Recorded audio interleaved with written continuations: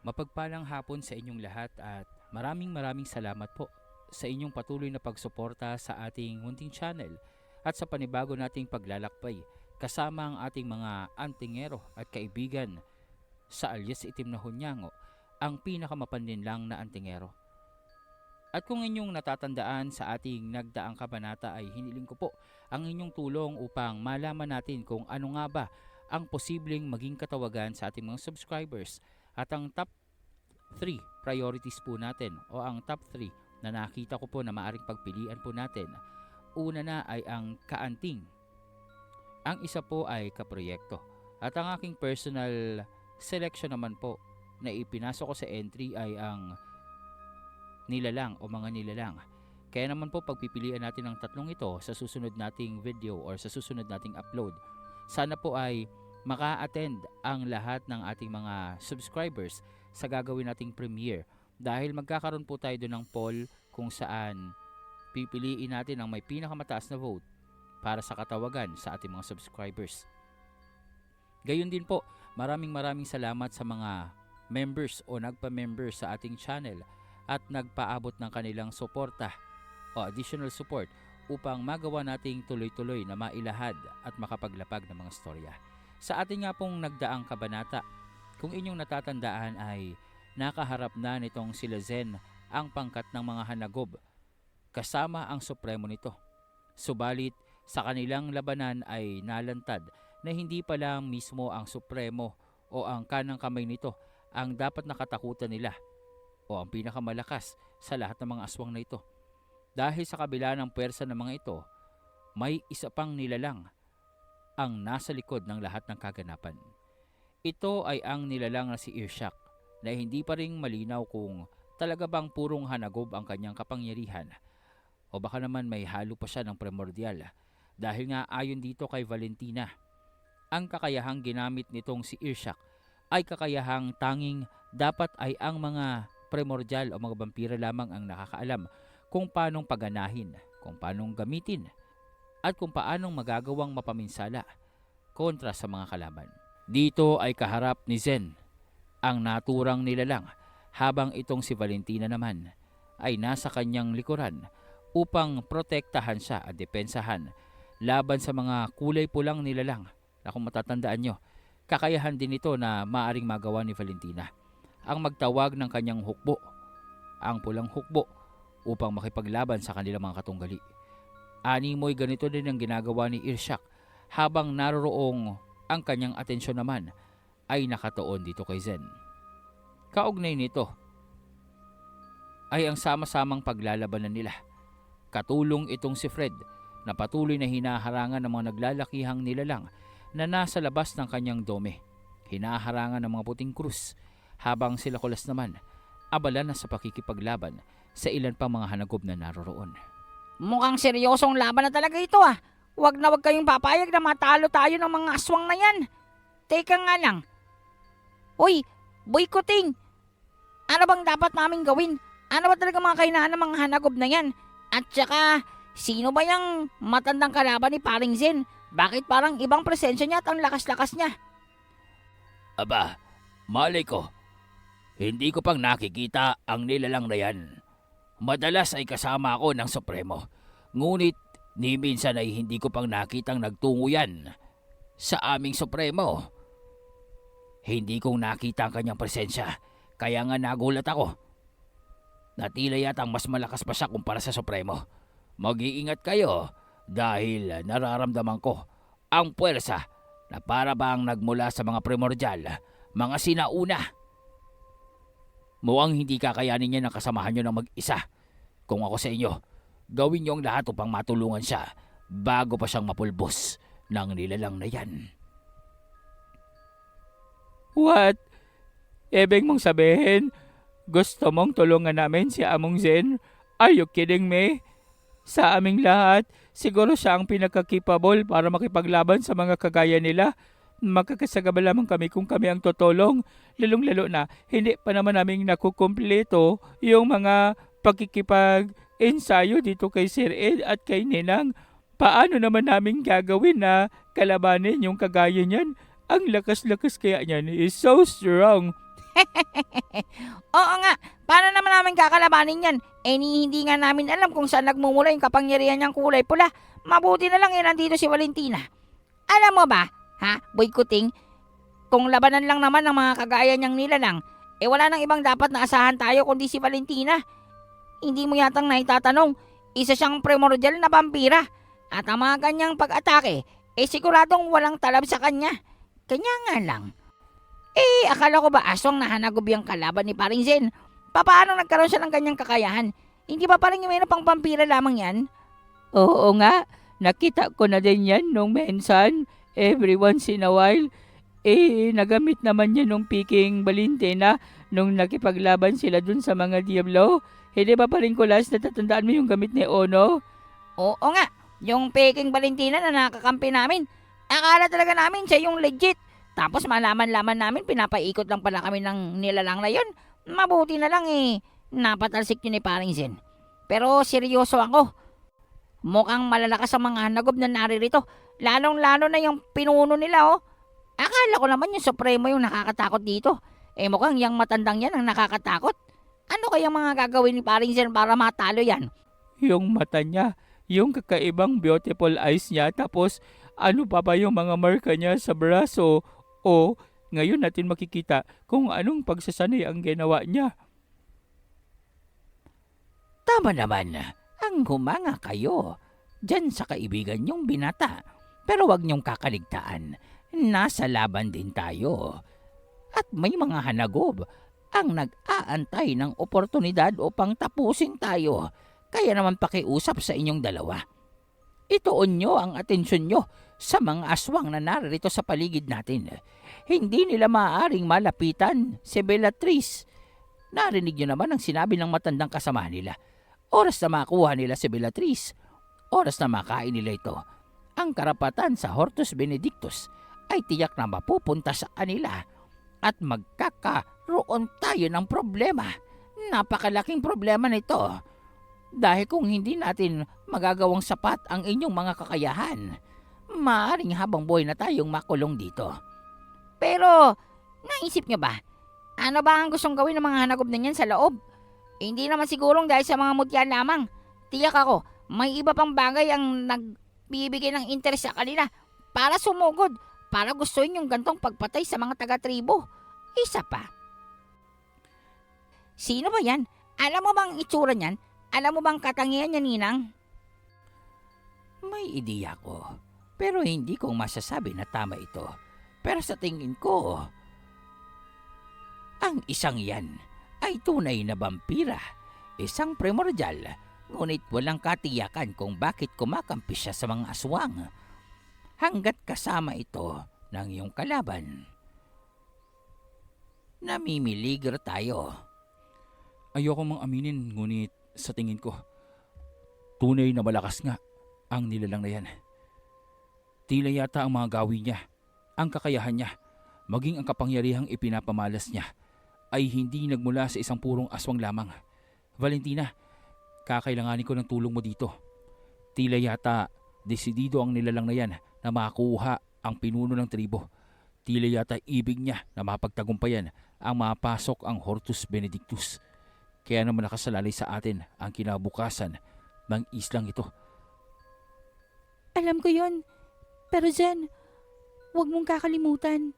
Ang mga nagaganap na ito ay maaaring maging dahilan upang mapukaw ang tunay na halimaw sa kailaliman. Ang Volture, sigurado ako, sa dami ng presensyang laganap na sa islang ito, hindi na maglalaon pa ay mapupukaw na ang Volture. Lalong-lalo na kapag dumating na ang pangkat ng mga tagalabas, ang mga taga-ibang teritoryo.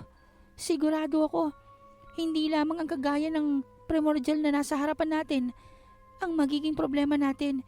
Kaya naman sa lalong madaling panahon, kailangan mong tapusin siya bago pang magpakita ng labis na kapangyarihan yan, bago pang maglabas ng presensya na maaaring magpatakam sa Volture. Nauunawaan ko, Valentina, at maraming salamat sa pagpapaalala. Huwag kang mag-alala at hindi kitang bibiguin. Hindi kong isasaalang-alang ang kaligtasan ng lahat ng naririto. At kung kinakailangan na gamitin ang aking mga bagong linang na kapangyarihan upang puksain ang kaharap ko, gagawin ko. Hindi pa itong perpekto. Hindi kong alam kung magagamit ko ito lang may buong kontrol, pero susubukan ko na din. Narito na tayo. Kaharap na natin ang problema. Kaya naman wala na akong magagawa pa kundi ang gumawa ng agarang solusyon. Ipagdasal na lamang natin na magawang pigilan ni Fred ang lahat ng mga naglalakihang dambuhalan na yan. Dahil sa oras na makapasok sila dito, sigurado akong magiging magulo ang lahat at magiging madugo ang labang ito. Naroroong pilit na pinipigilan ni Fred gamit ang kanyang buong puwersa ang mga nilalang nakahindik-hindik at halos hindi maisip na naroroong nasa loob pala ng islang iyon. Mga halimaw na labis ang kapangyarihan at tibay ng mga katawan. Para bang mga higante ito, kagaya ng alakdan na nakalaban nitong si Zen noong sila ay nasa panahon pa o nasa lokasyon pa nitong haring si Zed. Ang mga nilalang na ito ay maaaring maihalin tulad sa mga celestial. Naglalakihan ng mga uri nito, bagamat hindi silang talagang totoong celestial, ngunit ang kanilang mga katangian, ang kanilang tibay ng proteksyon, ang pisikal nilang katauhan o anyo ay masasabing nagmula pa sa sinauna. Hindi itong dahil sa mga hanagob lamang. Ito ay kagagawan ni Irshak. Ang mga nilalang na nakapaligid dito sa kanila na patuloy na pinipigilan nitong si Fred ay mga tinipong nilalang ni Irshak sa kanyang buong buhay.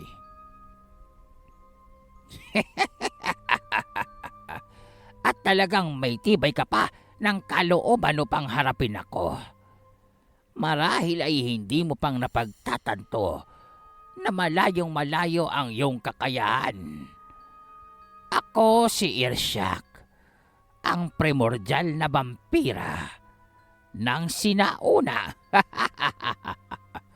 Marahil ay hindi ng iba sa inyo ang katotohanan na ang mga vampira ay hindi saklaw ng kapangyarihang taglay ng mga antingero. Kaya naman anumang kakayahan ang meron ka, binata, hindi mo itong magagamit kontra sa akin. Subukan lamang natin. Tingnan natin kung anong magagawa nyo sa aking mga pag-atake. What? May vampira din pala dito sa loob ng islang ito. Valentina, nagpapasikat ang isang yan ah. Hindi niya yatang alam kung sino ka. Hoy, pangit na gurang. Hindi mong naitatanong. Baka naman nag-hallucinate ka. Hindi mo yatang kilala ang kaharap mo ah. Hindi mo bang alam? Siya ang reyna ng mga primordial? Ang malas mo naman. Reyna ng mga primordial? Tila yata ngayon ko lamang narinig ang bagay na iyon. Walang kinikilalang reyna ang mga primordial, alam mo ba yun? Ang mga primordial na vampira ay kumikilos ayon sa kanilang mga pansariling kagustuhan at interes. May mga sari-sariling batas at patakaran. Mas ginugusto namin ang huwag makialam sa mga ginagawa ng bawat isa nang sa gayon ay walang kaguluhan sa pagitan namin. Kagaya ko, hindi ako nanghihimasok sa kung anuman ang ginagawa ni Vladimir sa kanyang teritoryo. Ngayon, nagpapatawa ka ba upang sabihin na may reyna ang mga primordial? Masaya ito. Isang panibagong palabas at panlilinlang. Tila yata hindi ring masasayang ang kapalpakang ginawa ng mga hanagob na ito. Ako ang mismong tatapos sa inyo at ipapalamon ko kayo sa aking mga mandirigmang pula.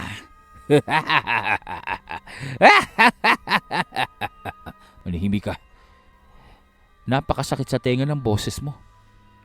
Ano ngayon kung primordial ka? Ano bang pakialam ko kung vampira ka? Hindi mahalaga yun sa akin. Ang alam ko lang, kalabang ka namin. Isa lang sa atin ang maaring magtagumpay dito. Isa lang ang maaring mabuhay. At natitiyak ko, hindi ikaw yun. Kaya naman, Irshak, gawin mo ang lahat ng gusto mong gawin. Ngunit hindi ako magpapatalo sa iyo. Bukod pa doon, kung hindi mong nakikilala at ayaw mong tanggapin at kilalanin ang reyna ng mga primordial, pues pipilitin kitang kilalanin siya dahil hindi kong matatanggap na tinatapakan ang katawagan at pagkakakilanlan ng aking nobya. Wow! Ang Chessy! Teka nga paring Zen. Nagawa mo pa talagang maipasok yon. Nakikipaglaban ka na nga. Lumalandi ka pa. Aba, dyan talaga tayong kailangang mag-apply paring Imeno. Kita mo, ang lupit-lupit ng ginagawa niya. Akala mo expert lover boy. Sa kalagitnaan ng laban, dumidiskarte kay Valentina. Bagamat nasa kalagitnaan nga sila ng laban. Bagamat makikita ang tindi ng puwersa nitong si Irshak. Ngunit hindi matitiis nitong si Zen ang ginagawang tila bang pangmamaliit nitong aswang na vampira dito kay Valentina. Maging itong si Zen naniniwala sa mga kwento nitong sila Kulas na itong si Valentina nga ay ang reyna ng mga primordial. Ngunit maging siya, ni minsan ay wala pa siyang nabasa na mga impormasyon o detalye tungkol nga sa tinutukoy na reyna ng mga primordial. Gusto niya na lamang paniwalaan ang mga sinabi ng kanyang kaibigan o ng kanyang mga kaibigan tungkol dito kay Valentina. Ngunit ang marinig ito mula sa ibang nilalang, lalong-lalo na sa kanyang kalaban, ay hindi katanggap-tanggap. Kaya naman, maliban sa kanyang pagnanais na mapuksa si Irshak upang mapayapa at mailigtas ang kanyang mga kasamahan, mas lalong nang galaiti itong si Zen dahil na rin sa ang mga pag-ataking ginagawa ni Irshak ay hindi nang patungo sa kanya, kundi patungo na dito kay Valentina.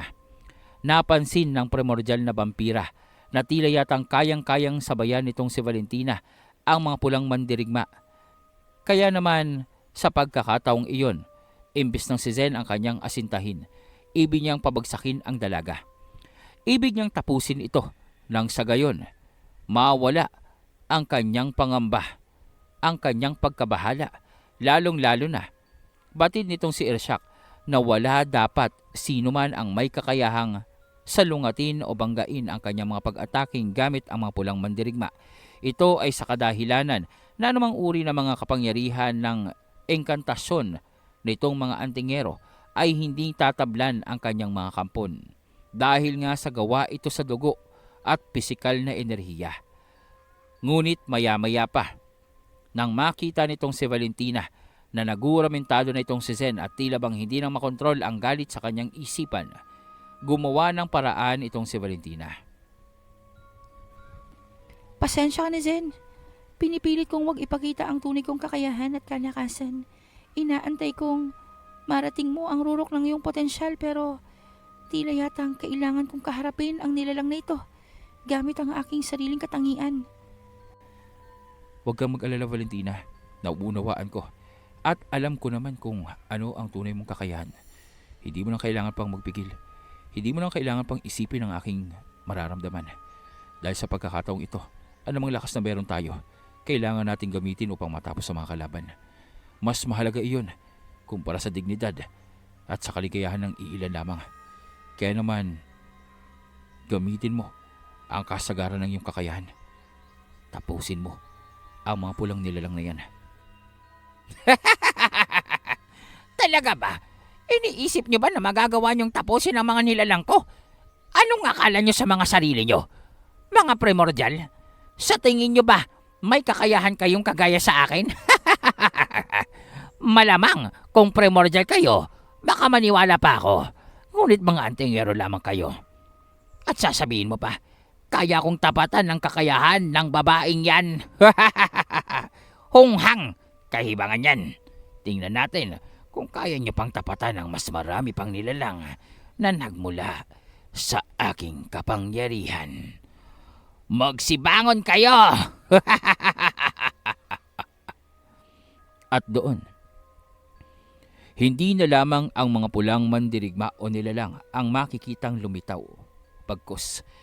Kakikitaan ng itim na enerhiya na palabang mga likidong umaangat mula sa kalupaan. Marahan itong nagiging usok. At kapag dakay nagiging malaaninong mga nilalang, doon unti-unti itong sumapi sa mga pulang nilalang na kinakalaban ni Valentina. At hindi naglaon, mas naging nakakatakot ang mga itsura nito. Para bang uri ng mga astral na nilalang na naroroong sa bawat pagkilos, nakabibingi ang mga tunog na ginagawa nito. Ang ilan sa mga hanagob na naroroong sumusugod dito kila Kulas ay tila bang bigla na lamang na namatay ng tamaan ng mga liwanag na nagmumula sa mga nilalang na pinakawalan o nilikha nitong si Irshak. Animoy wala siyang pakialam sa mga hanagob na kanina lamang ay inuutusan niya upang makipaglaban. Ngayon, nagmimistulan na lamang itong mga sakripisyo sa gitna ng labanan. Anong nangyayari dito? Tila yata lahat ng mga kalaban natin napupuksa ng hindi man lamang nating hinahawakan at tinaatake. Malamang dahil ito sa nilalang na yun. Wala siyang pakialam kung masasakripisyo ba ng mga hanagob na ito para lamang makumpleto ang proseso ng kanyang mga nilikha. Nako, tila yata nakita ko na ang ganitong uri ng kakayahan noong naroon ako sa kaharian ni Haring Zed. Ang mga nilalang na para bang may kakayahan ng mahatan. Ang mga primordial na may kakayahang tawagin ang mga alaala ng mga dating buhay sa kalupaan. Ibig sabihin, ang nakikita nyo ay mga nilalang ng lumipas, mga alaala ng digmaan, mga nasawi sa lugar na ito na kaya niyang gamitin upang pasunurin sa kanyang kagustuhan. Tunay nga, kung ang tingero lamang ay hindi kayang gawin ang ganyang uri ng mga pag-atake at taktika, ngunit dahil sa primordial siya, hindi itong nakapagtataka. Ang tanong na lamang, makakaya nga nilang tapatan nito. Nako, hindi akong magdududa sa kakayahan nitong si Valentina. Alam mo, Ninang, bukod sa maganda yang si Valentina, kahindik-hindik ang kakayahan niyan, lalong-lalo na kapag nagalit. Abay, lalo na kapag ang pinag-uusapan ay kapakanan ni Paring Zen. Handa siyang gunawin ang buong mundo para nang mailigtas ang kanyang irog. Napakamakata ko naman. Minsan nabibilib talaga ako sa sarili ko. Hindi kong inaasa ng mga lumalabas sa bibig ko. Ay, nako, ang hirap talaga maging gifted. Aray ko, ano ba yun? Hindi kang kasing tumitingin. Haharang-harang ka dyan. Tingnan mo. Hanagob kaya yan. Kanina pang sumusugod-sugod dito sa atin. Tumulong ka kaya. May magkamakata ka pang nalalaman dyan eh. Depensahan nyo itong si Bellatrix. Tila yata ginagawang lahat ni Irshak ang makakaya niya upang malinlang tayo, upang magkaroon ng diversyon ng ating atensyon at hindi mamalayan ang marahan niyang ginagawang pag-atake sa mga taga-tribo upang makuha itong si Bellatrix. Tandaan nyo, ang tanging pakay ng nilalang na yan ay ang makuha ang susi sa pagbukas sa Hortus Benedictus. Oras na mangyari yon, mapapawalang kabuluhan ang lahat ng ginagawa natin dito. Kaya naman, nakikiusap ako sa inyo, Kulas, kung totoong makapangyarihan kayo, tulungan nyo kami dito. Hindi namin kakayanin ang persang sumusugod sa amin. Kulas, kami nang bahala nila Zen dito. Ituon nyo ang inyong atensyon sa pagprotekta sa mga taga-tribo. Kailangan nating protektahan ang dalagang yan. Anumang paraan na kaya nating gawin. Pigilan niyo ang pagsugod ng mga hanagob. Maging mapagmatyag kayo. Sigurado ako, nag-aantay lamang ng tiyempo ang nilalang na yan upang sugurin ng mga taga-tribo at upang madukot ang babae. Hindi natin maaring hayaan yun. Areglado pa rin, Fred. Pero okay ka lang ba dyan? Ang lalaki ng mga kalabans mo. Huwag mo kong alalahanin. Ang bagong kakayahan na natuklasan ko At ang basbas na ibinigay sa akin ng batahalang yon, tila yatang naaakma lamang sa sitwasyong ito. Kayang-kaya ko sila. Kaya naman kaya ninyo din.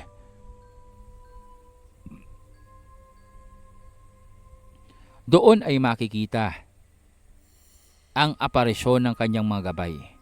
Ngunit iba na ang mga anyo nito. Aparisyon lamang o parang mga espiritual o astral ang forma. Para bang may nagbago sa kanilang mga proteksyon. Para bang maging sila nagtataglay na rin ng mga baluti na hindi basta-bastang nasisira. Ang dalawang ito ang naroroong kumakalaban sa mga higanteng nilalang. Katwang na rin itong si Goliath. Nasa kasagaran ng kalakasan na rin si Goliath. Bahagyang nanghihina na at naroroong makikitang sugatan na. Ito ay sa kadahilanan na tinutulungan niya itong si Fred upang mapigilan ang mga pag-atake ng mga nilalang na ito papasok sa loob ng krus, kung saan naman nagaganap ang pangunahing labanan sa pagitan nitong si Zen, ni Irshak, nitong si Valentina at ng mga nilalang na nilikha nito. Sinasabi ko na nga ba, panay, kadaldalan at pagyayabang lamang ang kaya niyong gawin. Ngunit walang katotohanan ang lahat ng mga sinambit niyo kanina. Nagtataka ako. Reyna ng mga primordial. Imbento. Sa libo-libong taon na nabuhay ako, ni minsan wala akong narinig ni sa tradisyon naming mga vampira. Walang umiiral na reyna. Kaya nagkamali kayo ng pagsisinungaling at panlilinlang. What? Walang Rina? Malinaw na malinaw naman yun pa rin, Kulas, diba? Nung nandito tayo, sila Vladimir pa nga ang nagsabi noon nung nakipaglaban tayo sa mga Diablo na si Valentines, yung kinakitakutan nila na parang siya yung nagsisilbing penono ng lahat ng mga primordial. In short, siya yung Rina, siya yung Quench, diba? Oo nga, paring Imeno. Alam mo, sa tingin ko nagpapanggap lang yung gurang na yan. Ayaw niya lang talagang tanggapin na may mga mas nakatataas sa kanila. Isa pa, baka naman hindi updated ang software ng vampira na yan. Baka outdated na siya at hindi na siyang informed na may reyna ang mga primordial. Siya na rin ang nagsabi. Galing siya sa sinaunang panahon. Antigo. May lupa na rin ata ang isang yan eh. Paring Zen, tatanggapin mo ba yung pangungutyang ginagawa niya kay Valentina? Nakaw, kung ako ang syuta niyang si Valentina, hindi akong papayag. Magwawala ako. Oo nga, Among Zen, magwala ka, wala ulyukin para matapos mo na yung vampires na yan. Alam mo, sa lahat ng mga nakita kong vampires, siya lang yung pangit. Now that you're telling... What? Now that you're telling that... Tama ba ako, Paring Imeno? Ngayong sinabi mo yan, ayaw ko na sanang pansinin eh. Ikaw naman, Paring Imeno, pinagdiinan mo pa. Pero, reality check lang tayo, mama. Sigurado ka bang vampira ka? Kumpara kay Vladimir, kumpara dito kay Valentina, parang ikaw yung tagawali sa kastilyo nila eh. Lintek, buwisit. At ano sa tingin nyo ang ginagawa nyo? Magagawa kaya akong mapinsalan ng mga pangungutya nyo? Hindi nyo lang maiiwasan pa ang katotohanan na sa bandang dulo ng labanang ito, mamamatay kayong lahat. At ako si Irshak ang mananatili upang makamtan ang mutyang nasa loob ng Hortus Benedictus. Gamit iyon, hindi ko nang kailangan pang mangamba sa mga primordial ng daigdig. Oras na makuha ko ang mutya ng tupong-tupong. What? Parang pagkain yun ah. Mutya ng tupong-tupong? Parang kakanin ah. Ano naman ang ibig sabihin niya? Ano ba yung mutya ng tupong-tupong? Ha? Uy, Beatrice, ayos ka lang pa? Bakit natutulala ka? Pagkukulit nitong si Kulas dahil naroroong walang imik itong si Beatrice na para bang napakalayo ng isipan, para bang naglalakbay, hindi matiyak kung nasa katinuan pa ba o may malay pa, o pinanawa na ba ng ulirat dahil sa madugong labanan na nagaganap. Hindi itong umiimik Bagamat nakadilat ang mga mata, bagamat alam nila na humihinga pa ito, pero para bang iniwanan nito ng kanyang diwa. Animoy isang estatwang nakatayo at napapaligiran ng mga taga-tribo. Walang pagtugon ang narinig nila Kulas mula dito. Maging ang mga taga-tribo ay nag-aalala. Ito ang kauna-unahang pagkakataon na nangyari ang kay Bellatrix. Ano kaya ang maaaring nangyari sa kanya? Kumalma kayo. Mukhang alam ko kung ano ito. Huwag kayong mag-alala at naglalakbay ang kanyang diwa at kinakausap ang mga kasamahan kong tagapagbantay ng Hortus Benedictus. Protektahan nyo lamang ang kanyang katawan at kailangang magawa nating madepensahan siya hanggang sa pagbalik ng kanyang diwa. Tiyak, may magandang solusyon siyang dala sa oras na mangyari yon. Wow! Andiyan ka pa pala, Miming Boy. Ay nako, kung tumulong ka ba naman sa amin sa pakikipaglaban dito sa mga Anagob, imbes nang naririyan ka at pinapagitnaan ng mga taga-tribo, di sana kanina pang tapos ito. Gagabi na naman, andiyan ka lang, pakuya-kuya-kuy. Hindi mo bang narinig ang sinabi ko kanina? Hindi ako maaaring lumaban. Tagapagbantay lamang ako. Kapag sinubukan ko ang lumaban kagaya nyo, mamamatay ako. What? Akala ko ba immortal ka? Oo, immortal ako na may mga sinusunod na batas. Maging kaming mga immortal, may kahinaan din ano? Hindi naman kaming kagaya ng lakas ng mga bathala. Maging kaming mga immortal, may kinakatakutan at may iniingatan. Kaya wag mo na akong kulitin pa. Ang mabuti pa, gawin nyo ang lahat upang maprotektahan itong si Bellatrix dahil nakasalalay sa kanya ang inyong kaligtasan kung gusto nyo pang makalabas ng buhay dito. Aba. Are you threatening us? Are you threat? Tinatakot mo ba kami? Hindi kaming natatakot, pwes. Boycotting. For your information, kahit hindi lang pakita sa amin niyang si Bellat, kayang-kaya namin lumabas dito. Nag-ensayo na nga kami. Teka nga. Doon ay natigilan itong si Kulas nang makita niya mula sa himpapawid ang tila bang bumubulusok at nakaasinta sa gitna ng mga tribong naroroon.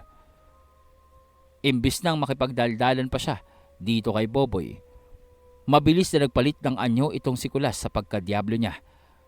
Agad na lumundag patungo sa ere at sinalubong ang isang nilalang na may daladalang napakahaba at napakatabang espada na para bang may pakpak sa mga hawakan nito at naglalabas ng kakaibang puwersa.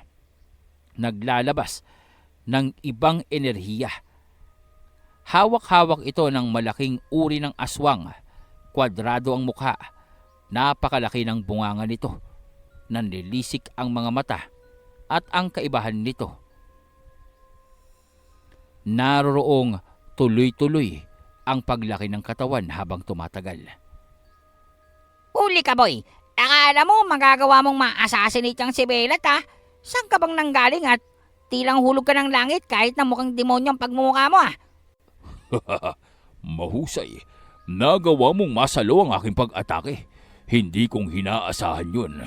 Pero kaya mo bang tanggapin ang bigat ng aking sandata? What? Anong bigat ang pinagsasabi mo? Parang ang papel itong sinasangga ko. Tapos sasabihin mong mabigat? Galingan mo pa, boy. Hindi sapat yan para mapabagsak mo itong si Kulas. Talaga ba? Tiyakin mo lamang na hindi mong lulunukin lahat ng mga binitawan mong salita ngayon. Mukha yatang sa mga naririto, isa ka sa mga malalakas. What? Anong isa sa malalakas? Hindi mo bang nalaman? Hindi mo pa bang natanggap yung balita? Ako ang pinakamalakas dito. At nagkamali ka ng binangga. Dahil itong sa'yo. Ano yun? Anong tumama sa akin? Sumpain ka. Isa kang diablo. Oh, tapos, ano kung diablo ako? Kanina pa ako nasa harapan mo, ngayon mo palang sasabihin. And for your information, correction lang. Guwapong diablo. Tingnan mo naman ang itsura ko. Golden boy kaya ako. Isa pa, napakalayo ng itsura ko dun sa mga diablong nakita ko. Hindi man lamang silang aabot sa kalingkingan ko. At ikaw naman, kasamahan mo yata ang nilalang na yan, ang mapagpanggap na primordial. Totoong primordial ang kaharap nyo. At sa tulong niya, ginawa niya akong makapangyarihan. Ginawa niyang posible ang imposible. Ano? Ang gawing vampirang isang aswang? Basic. Kahit nga yang si Valentina, kayang gawing vampira ang mga langaw. O ano? Kaya ba yan ang tropa mo? Hindi, no? Kaya wag mo kong aangasan, boy. Magbaon ka sa susunod ng mas mga mayayabang na mga kwento. Hindi sasapat yan. Pero eto, sigurado ako busog na busog ka dito. At doon ay tumilapon ang vampirang aswang na tauhan nitong si Ilshak. Para bang ang itsura nito ay kapre dahil na rin sa kanyang pagkamabalbon. Dahil na rin sa labis na laki ng kanyang pagmumukhang kwadrado. Maging ang kanyang mga ngipin para bang mga pantay-pantay na kwadrado na napakakakapal. Dire-diretso ang kanyang pagtilapon nang tamaan siya ng suntok nitong si Kulas. Sinubukan niya itong sanggain, ngunit maging ang kalasag na daladala niya, nabasag dahil sa puwersa nitong Diablong Ginto. Hindi hinintuan ni Kulas ang kanyang kalaban. Nang tumilapon ito at magpagulong-gulong, mabilis na sumunod itong pantas. At doon, tinapakan niya ito sa ulo at bumaon nga sa lupa ang ulo ng vampira. Nagpupumilit na magpumiglas ito, ngunit mabigat ang pagkakatapak nitong si Kulas. At maya-maya pa, iniharap niya dito ang kanyang espada. Sa pagkakabaon ng ulo sa ilalim ng lupa, buong lakas na itinarak ni Kulas ang kanyang espada sa bandang liig at lalagukan ng nilalang. Sa laki ng halimaw na ito, na halos triple ng laki nitong si Kulas, hindi man lamang nitong nagawa ang umalma at kalabaning pabalik ang kanyang kaharap. Wow, parin Kulas, mukhang your improvements na today ha. Ang lakas na ng ginawa mo. Alam mo, hindi na yung basta-bastang nagagawa ng mga sinaunang Kulas. Iba na yung version mo ngayon. Glow up is so very improving. Ikaw lang kasi. Masyado kang nagpapakuya-kuya-kuy sa mga pagsasanay natin. Ako kasi, siniseryoso ko ang mga labanan. Dahil alam ko, pagbalik natin sa totoong mundo, bukod sa mga espesyal na uri ng tao makakaharap natin, sigurado makakaharap natin si Minokawa. At who knows, baka mas malalakas sa mga kampo na bitbit niya. Kailangan maging mas malakas tayo. Abay, nakakahiya naman na naturingan akong bayaning gintong Diablo kung isang sagupan pa lamang mailalampaso na nila ako. Naisip mo ba yun? Well, actually, to tell you frankly, hindi. Bakit ko naman yun iisipin? Nakalimutan mo na yata yung aking major role dito sa team natin. Tandaan mo, ako ang healer. What? Gusto mo sa impyerno? Hindi, ako ang healer. Manggagamot ba? Yung taga-pusyuk-pusyuk ganon. Yung taga-bato sa inyo ng energy, tsaka ng mga pangpapahelom. You forgot already na that. Oh my God. Pasensya ka na paring Imeno. Medyo na-okay pa yung isipan ko dito sa pagkikipaglaban sa kapring to. Uy, engkanto ka ba, Waswang? Uy, Paring Kulas, hindi na yung magsasalita. Pinugutan mo na ng olo kaya. Sa mga ginawa nitong si Kulas, para bang makikitang nag-uugat-ugat ang noo nitong si Ulrak. Ito ay sa kadahilanan na para bang hindi niyang inaasahan na ganun ang kakayahan ng kanilang mga nakakalaban. Sa kanyang tansya, dapat ay pulido ang kanilang plano. Ang pagsugod sa mga taga-tribo ay dapat maging madali. Hindi niyang mahayaan o hindi niyang matanggap na ang kagaya niyang tinatawag na kamatayan sa ibabaw ng mundo. Ang kagaya niya na tinaguro ang kinakatakutang primordial na si Orshak ay naroroong unti-unting bumabagsak at nabibigo ang plano. Anong nangyayari dito? Kakaiba ang mga nilalang na ito. Papaanong ang mga antingero ay may kakamping Diablo at may kakaping Arkanghel? At bukod doon, ano ba ang lalaking kaharap ko? Kanina ko pang sinusubukang pabagsakin, ngunit parang unti-unti nagagawa niyang matapatan ang aking mga pagsugod. Parang nawawala na ng epekto sa kanya ang mga pag-atake ko, maging ang mga sorpresang sumpa na dapat tumama sa kanya. Bakit hindi nang nangyayaring tumama? Isa pa, ano bang babaeng yan? Bakit dinudurog niya ng paulit-ulit ang aking mga kampon? Umiiyak na si Boy Ulsak. Ano ang pangalan mo?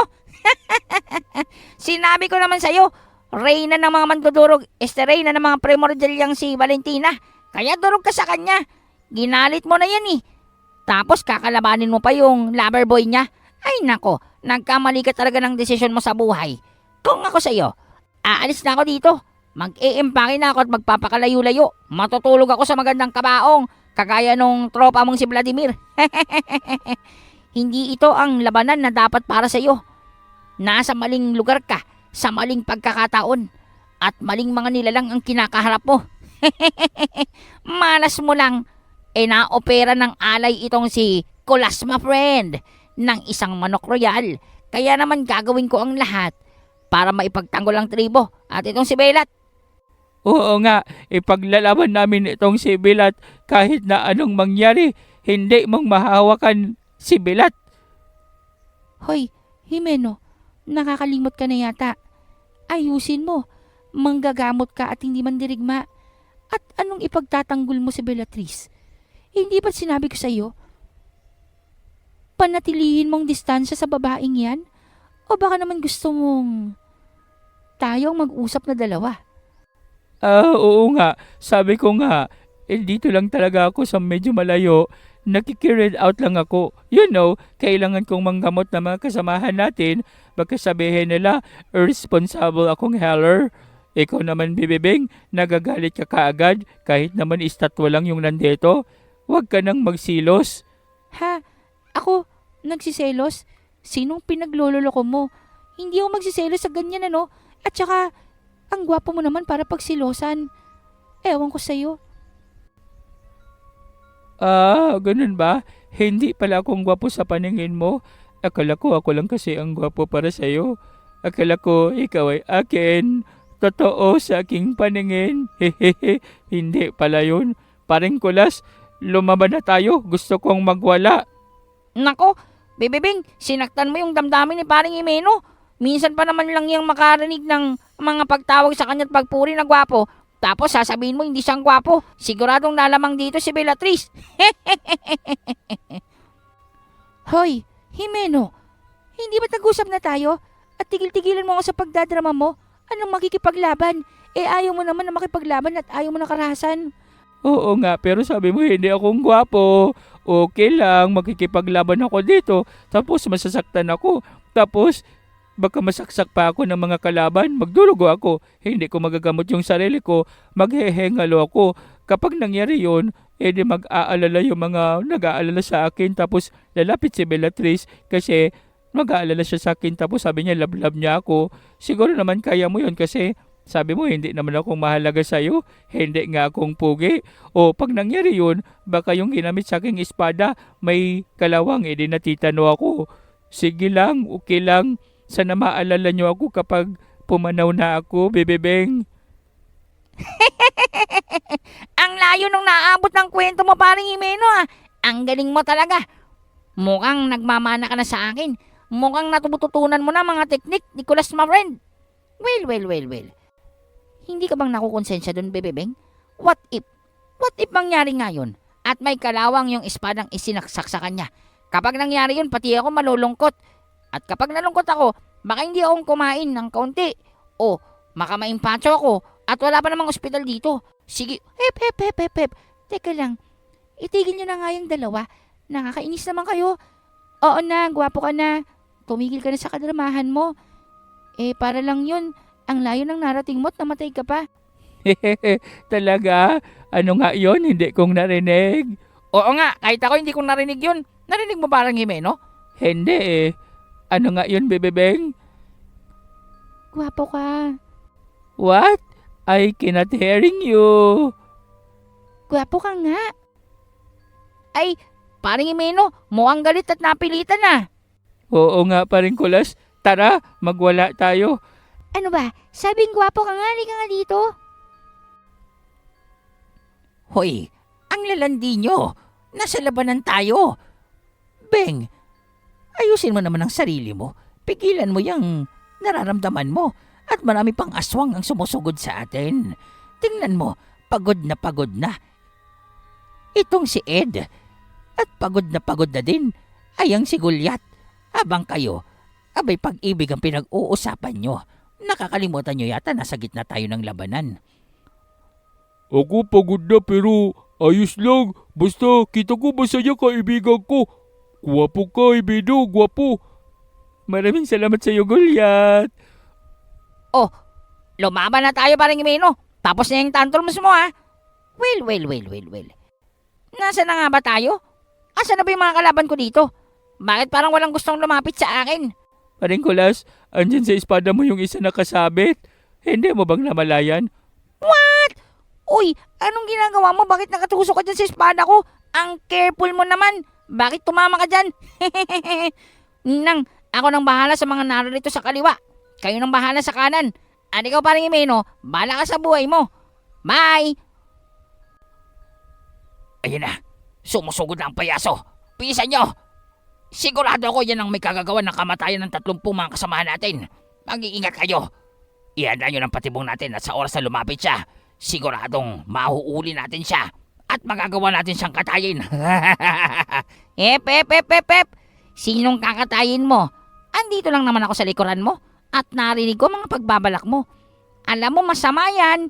Nagbabalak ka ng mga hindi magandang bagay sa kapwa mo. Hindi ka bang naturuan ng nanay mo? Teka, paano nakarating ka dyan? Asan yung mga kasama ko? Ayun o, tumakbo na. Iniwan ka. Kawawang bata. Well. Natutulog pa si Tandang amoy lupa. Kaya siguro naman pwede kitang chap-chapin. Teka lang. Huwag mong gagawin yan. Nautusan lang ako ni Ulshak. Basta kung sino man yung lalaking yan na nasa taas, nautusan lang kami. At sabi niya, bibigyan kami ng mga pabuya. What? Naniwala ka naman dun? Nakita mo namang sinasakripisyo na nga kayo. Sige, I give you one more chance. Kung sasabihin mo sa amin, paano namin matatalo ang Ulshak na yan? Ulshak o Rak? Ang gulo naman kasi ng pangalan niya. Hindi kong naintindihan. Wala naman kasing baon na name tag. Irshak ang pangalan niya paring kulas. Remember that. Oh, basta yan. Si Irshak. Anong kahinaan niya? Paano namin magagawang matalo yan? Sabi ko nga, hindi ko siyang kilala.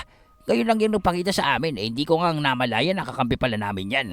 Pero, nakikita kong malakas siya. At nakikita kong nasa panig namin siya, kaya sinusunod namin. Isa pa, sa inyong pabuya. O sige, mamili ka. Ang pabuya ng Irshak na yan na parang fairy tale. O susunod ka sa akin at mabubuhay ka. It's your choice. Kung susunod ka lang sa akin. Walang nagawa itong Hanagob. Dahil nga sa habang tumatagal sa labanan ang isang gintong diablo, lahat ng takot na nasa paligid ay inaabsorba ng kanyang katawan na nagiging dahilan ng paglaki nito. Dahil nga sa pagkataranta ng mga Hanagob, sa pagkabigla nila dahil sa mga hindi inaasahang nakaharap nila, labis na ang laki nitong si Kulas. Halos pantayan niya na itong si Goliath. Kaya naman wala nang nagawa pa ang Hanagob kundi ang pumayag sa kagustuhan nito.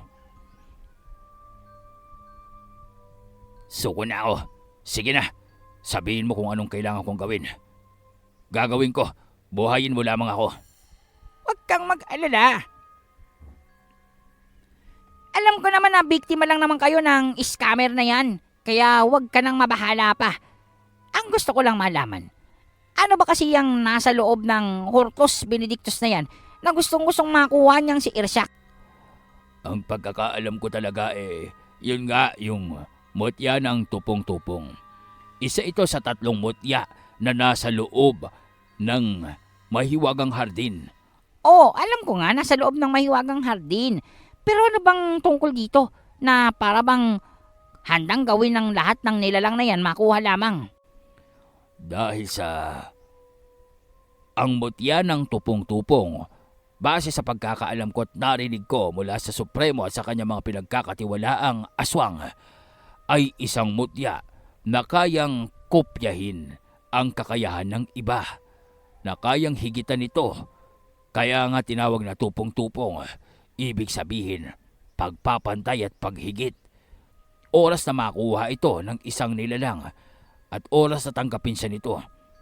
Kahit anong kapangyarihan sa mundong ito ay para pang magiging pangalawa lamang sa kakayahan ng mutya ng tupong-tupong. Yan ay kung aakma ito sa magtataglay sa kanya. What do you mean? Ang ibig kong sabihin, kapag hinding akma ang kung sino man ang kukuha dito, ay maaaring ang buhay niya ang kunin ng mutya at gawing parte nito panghabang buhay. Kaya nga sinasabing ito ang mutya ng kamatayan at pagkabuhay ng kalakasan, dahil parehong nakabalanse ito.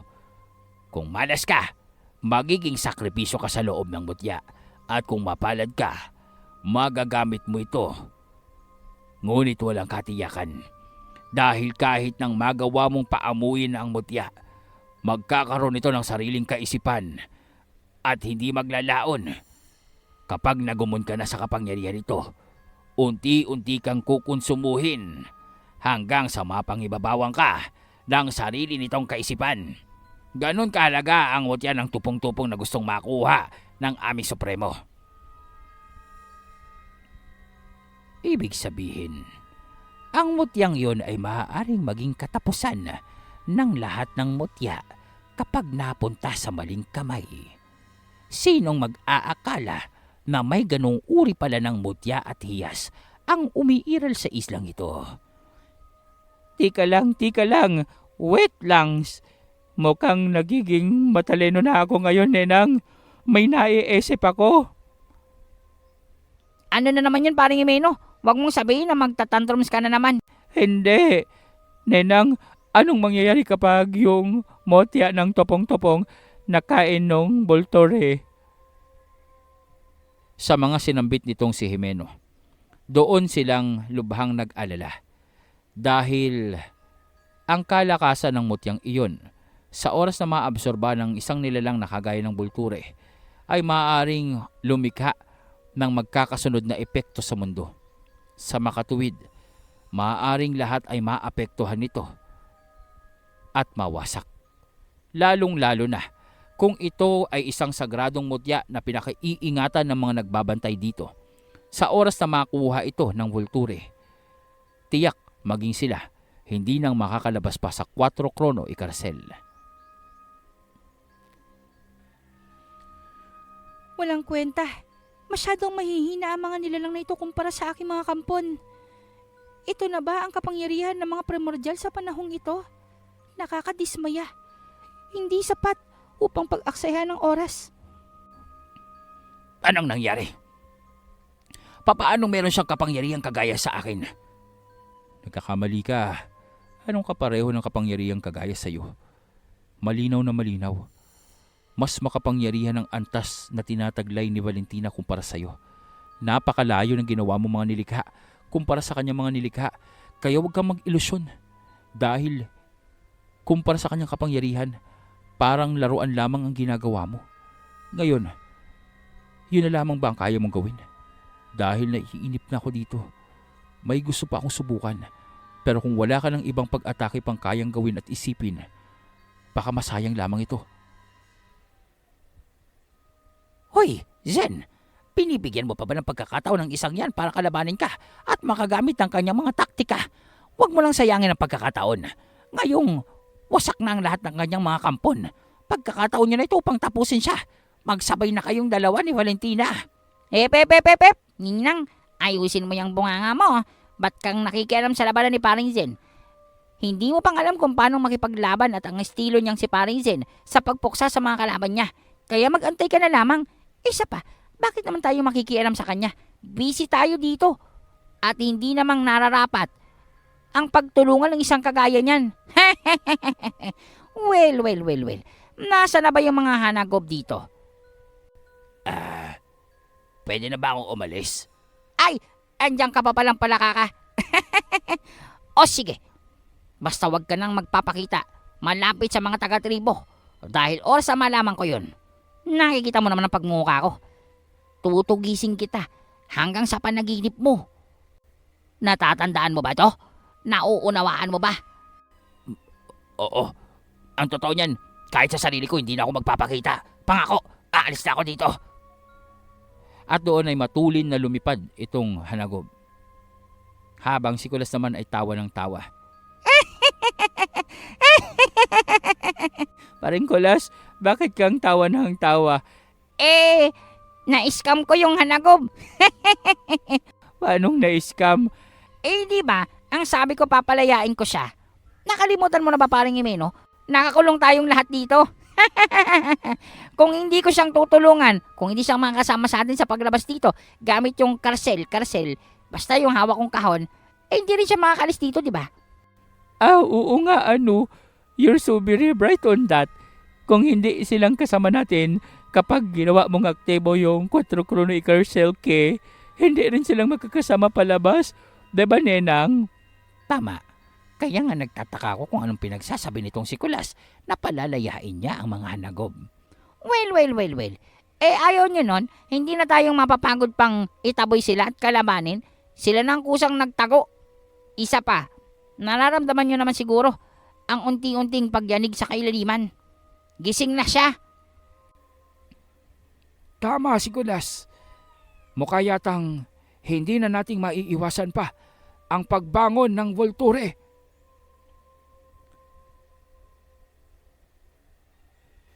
Dito, makikita ang unti-unting pagbagsak ng mga dambuhalang nilalang. Bagamat hindi itong pinapatay nitong si Fred at sinusubukan niya lamang sa abot ng kanyang makakaya ang linisin ang mga kaluluwa nito at isipan. Ngunit sa prosesong iyon ay labis na nanghihina ang mga nilalang. Bagamat nawawala ang mga pagpula at pagbabaga ng mga mata nito, umaamong muli. Ngunit hindi sapat ang kanilang mga kakayahan at kalakasan upang magawang makakilos kaagad. Ngunit sa kabutihang palad, nagawang pababain nitong si Fred ang kaswalidad o mga bilang ng nilalang na napapaslang. Galing mo talaga, Fred, kaibigan. Gawa mo tigil sila. Gawa mo sila amo. Hindi naman porket nasa ilalim sila ng kapangyarihan ng Irshak na yan, ay kalaban na rin natin sila. Ginagamit lamang sila. Pinapasunod. Kinokontrol. Sa mga labanang ito, biktima din sila. Kaya hanggat maaari, kung magagawang matulungan ay kailangan nating tulungan. Ganito ang layunin ko. Ito ang layunin ng aking mga sandata. Ang magbigay ng pantay-pantay na paghatol sa lahat. At hindi kong sisirain yon. Hindi ako magpapadaig sa bugso ng aking kapusukan. Ngunit kung ang nilalang na nasa harapan ko ay magiging banta para sa aking mga kaibigan, nakahanda akong baliin ang sarili kong batas. Masama ito. Maging ang mga dambuhan ng nilalang na yun, nagawang kontrolin ng arkanghel na yan. Mga abnormal ba talaga sila? Bakit nila yata hindi man lamang napagod ang nilalang na yan sa pagpigil sa mga halimaw na tinipon ko ng 1,000 taon? At bukod doon, ang pinaka-abnormal sa kanila ay ang lalaking ito. Bakit parang hindi man lang tumatama sa kanya ang pag-atake ko at lumulusot lang? Sino ba to? Sino sila? Isa akong primordial na vampira. Nabuhay na ng 1,000 taon. Kinakatakutan ng maraming nilalang. Bakit hindi ko siyang magawang pabagsakin? Baka naman kasi iba ang pinupunteriya mo. Kanina pa akong nanonood, hindi ka bang napapagod makipaglaro sa anino mo? Ha? Sino yan? Huy, utak pugo. Naririto ako sa likod mo. Teka lang! Ano yan? Tigilan mo ako! Bitawan mo ako! Teka lang, hindi naman akong may gawa niyan. Ibaba mo siya. Okay, ibaba. Ibaba, kalaban. Maraming salamat sa iyo, Goliath. Kung maaari, lumayo ka muna. Teka lang, paano nangyaring nandiyan ka? Asa na yun? Sinasabi na nga ba? Isa ito sa epekto ng kapangyarihang nadiskubre ko. Ang mutya ng mga aswang. Ang gabay kong general. Nagmula sa kanya ang taktikang ito at mukhang epektibo. Pinagod mo lamang ang sarili mo at nilalabanan ang sariling anino. Pasensya ka na. Hindi kong maisip kung anong pinakamagandang paraan upang subukan ang kapangyarihang ito. Kaya naman perpektong pagkakataon ng paglitaw mo. Ang sabi mo isa kang primordial na vampira. Pero para yatang sa ipinapakita mong kakayahan, napakalayo mo sa mga deskripsyong nabasa ko sa mga aklat ng karunungan. Bukod pa doon, ang babaeng kaharap mo ay isang tunay na primordial at di hamak na napakalayo ng kanyang kapangyarihan kumpara sa iyo. Magsabi ka nga sa akin, sino ka bang talaga?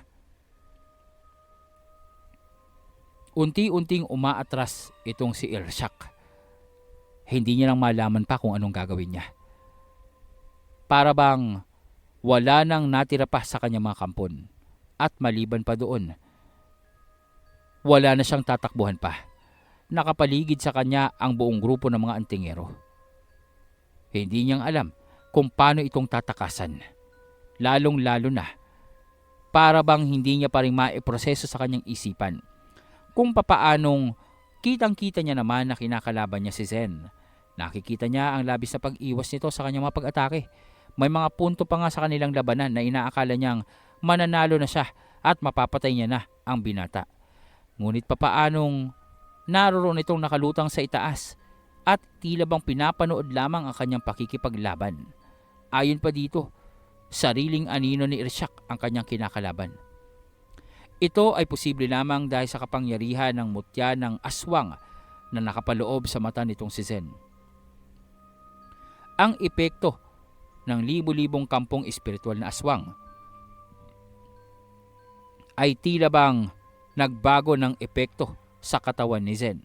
Sa halip na magawa niyang magtawag ng napakaraming espiritual na aswang sa kapaligiran upang lumaban para sa kanya, ang nangyari sa oras na gamitin ni Zen ang mutyang ito, sa oras na magtama ang paningin nila ng kanyang kalaban, unti-unting lilikha ng replika ang epekto ng mutya kung saan gagawa ito ng mga kalaban ng mismong katunggali ng may tangan dito na tatapat sa kapangyarihan nito. Sa labis na tila bang napakamakatotohanan ng ilusyong ito, hindi madidetermina ng kalaban ang kaibahan nito sa tunay at pisikal na anyo ng kanyang kaharap. Iyon ang nangyari kay Irshak. Tila bang nilamon siya ng kanyang pagkaganid, ng kanyang pagmamadali at panggigigil na tapusin ang laban, dahilan upang hindi niyang mapansin na sarili niya ng anino ang kanyang kinakalaban. Sa madaling sabi, ilusyon ng kanyang isipan ang nangyari at naganap. Inaatake niya ang sarili niyang mga kampon, dahilan upang mabilis na madurog ang mga ito. Idagdag mo pa ang epekto ng kapangyarihan nitong si Valentina, na dahilan doon ay para bang naguramentado at nagulo ang isipan ng primordial na ito. Sa bandang huli, binitawan niya ang kanyang sandata at baston. Hindi upang sumuko, kundi gamitin ang huli niyang alas. Sa anumang laban, nagagawa niyang makaligtas kahit pang dehado na siya sa bandang dulo, hanggat taglay niya ang engkantasyong ito, hanggat alam niya kung paano itong usalin, magagawa niyang makatakas. Iyon ang akala niya. Dahil sa isang iglap, nang mapansin ni Zen ang pagbabago ng daloy ng mana sa kanyang katawan, bigla silang napaloob sa isang bola ng enerhiya. Doon, unti-unting hinihigop ang kapangyarihan nitong si Irshak. Unti-unti, iniiwanan siya ng kanyang buhay. Hindi na malaya ni Irshak ang kanyang immortalidad ay naroroong lumilisan na sa kanyang katawan at dahan-dahang nangungulubot ang kanyang mga balat. Ito ay sa kadahilan ng gumagamit si Zen ng animoy, isang dimensyon na humihigop ng liwanag at buhay mula sa realidad. At ang dimensyong ito ay nakatuon at nakatutok dito kay Ershak. Hindi! Anong nangyayari? Bakit hindi ako kagala? At doon, buto-butong bumagsak ang primordial. At agad namang pinaglaho ni Zen ang kapangyarihang itim na naroroong nasa ere. Bahagyang napinsala ang kapaligiran. Bahagyang nagkaroon ng lamat ang isla dahil sa ginawa niya. At dahil din doon, maririnig ang kakaibang pag-alulong mula sa kailaliman ng lupa. Ang mga nakadaong na mula sa ibang teritoryo ay naroroong agad na nagsilikas mula sa karagatan patungo sa loob ng isla dahil na rin sa pagtaas ng mga along nakapaligid dito. At makikita ang tila bang pagpula ng kalangitan, ang hudyat ng pagbangon ng Volture. Mga giliw na ka-midnight, mga giliw na taga-subaybay ng ating kwentong alias Itim na Hunyango, ang pinakamapandin lang na antingero. Maraming salamat po sa pagsama nyo hanggang sa dulo ng ating kwento. At sana po ay naibigan nyo ang ating tampok na istorya sa araw na ito. Huwag kaligtaan po ang pag-iiwan ng like at comment sa ating istorya. At kagaya po ng aking naipagpauna na, bukas po sa ating upload o sa susunod nating upload ay magkakaroon po tayo ng live or ng premiere kung saan ilalapag po natin ang poll o pagbobotohan nyo kung alin sa tatlo ang magiging katawagan natin sa ating community. Kung ito ba ay kaanting, kung ito ba ay kaproyekto, o kung ang gagawin kong katawagan sa inyo ay mga nilalang o mga giliw kong nilalang. Kayo po ang magpapasya dyan. Ang pinakamataas na boto ang mananalo. Kaya naman po, abangan po natin ang upload at premiere natin sa kinabukasan. Ano ang mangyayari ngayong nagising na ang Volture? Tila yata ang kapangyarihan nitong si Zen mula sa payak ay nag-evolve at nagkaroon ng panibagong kaanyuan at epekto. Bahagya nating nakita ang kapangyarihan o kakayahang naibigay sa kanya ng mutya ng aswang at ng babaeng puting general, kung saan may kakayahan pala ito na pasukin ng isipan ng kalaban upang lumikha ng daigdig doon kung saan parang totoong totoo at doon ay uubusin ng lakas sa pakikipaglaban. Ngunit sa katotohanan, walang ginagawa ang may tangan sa mutya at naroroong nanonood lamang si Zen. Maliban dito, ano kaya ang epekto ng isa pang mutya na taglay-taglay niya? Ano ang magiging tulong nito sa kanya? At papaanong mag-e-evolve o magbabago ang epekto nito upang maging kapaki-pakinabang sa labanan nila? Tatandaan natin na ang mutyang ito ay ang mutya ng Karimlan kung saan nakapaloob ang Fenrir.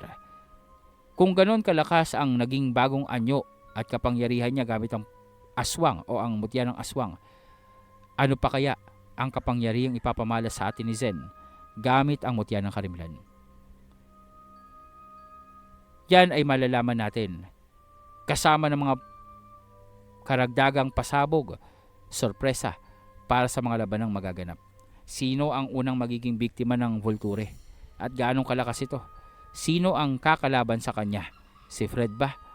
O si Zen? At mapapabagsak ba nila ito? Ano ang magiging ambag na negatibong epekto ng mga mula sa ibang teritoryo sa magiging labanan? At kamusta na kaya ang pagkilos na ginagawa nila Senyor Ibarra papasok sa kastilyo ng mga vampira?